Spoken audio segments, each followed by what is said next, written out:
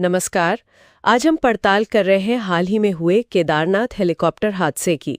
हमारे पास इस पर कुछ ताज़ा रिपोर्ट्स हैं, कुछ शुरुआती अपडेट्स भी हैं। हमारा मकसद है इस दुखद घटना के तथ्यों को समझना, इसके पीछे के क्या कारण हो सकते हैं और हाँ, चार धाम यात्रा मार्ग पर उड़ान सुरक्षा से जुड़ी जो बड़ी चिंताएं हैं उन पर भी बात करना। चलिए सीधे मामले पर आते हैं। 15 जून 2025 की सुबह उत्तराखंड में एक हेलीकॉप्टर क्रैश हुआ। अब देखिए, ये सिर्फ एक हादसा नहीं है। असल में पिछले 6 हफ्तों में इस रूट पर ये 5वीं ऐसी घटना है। मतलब कोई प्लेन हादसा या इमरजेंसी लैंडिंग। तो ये पैटर्न तो चिंता बढ़ाता है। हाँ बिल्कुल, ये बात बहुत गंभीर है। तो हुआ क्या था उस दिन 15 जून को? देखिए, सुबह का वक्त था करीब 5:20। आर्यन एविएशन का एक हेलीकॉप्टर था, बेल 407। ये केदारनाथ से गुप्तकाशी जा रहा था और गौरीकुंड के पास ही दुर्घटनाग्रस्त हो गया। मौसम उस वक्त बता रहे बहुत खराब था और वो इलाका पहाड़ी है, तो चुनौतियां तो रहती ही हैं। और इसमें कितने लोग थे? पायलट समेत कुल 7 लोग थे, 5 वयस्क यात्री, एक बच्चा और पायलट। दुख की बात है कि कोई भी नहीं बच पाया।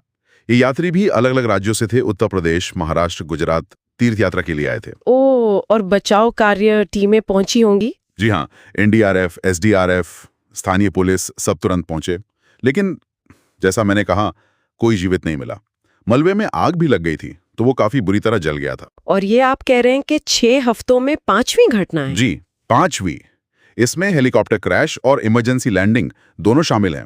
ये आंकड़ा वाकई सुरक्षा पे बड़े सवाल खड़े करता है। बिल्कुल, ये तो बहुत ही ज्यादा है। हाँ, और इसी वजह से उत्तराखंड के मुख्यमंत्री, प्रधानमंत्री सबने शोक जताया है और फौरी तौर पर आर्यन एविएशन पर एफआईआर दर्ज हुई है और केदारनाथ घाटी में हेलीकॉप्टर सेवाएं रोक दी गई हैं।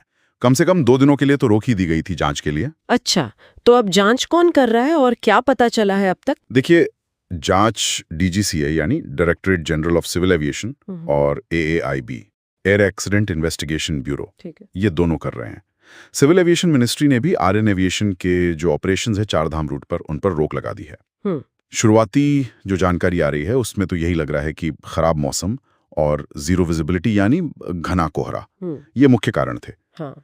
पहाड़ों में तो आप जानते हैं मौसम एकदम से बदलता है। हाँ, वो तो है, लेकिन एक मिनट, क्या ये सिर्फ मौसम की बात है?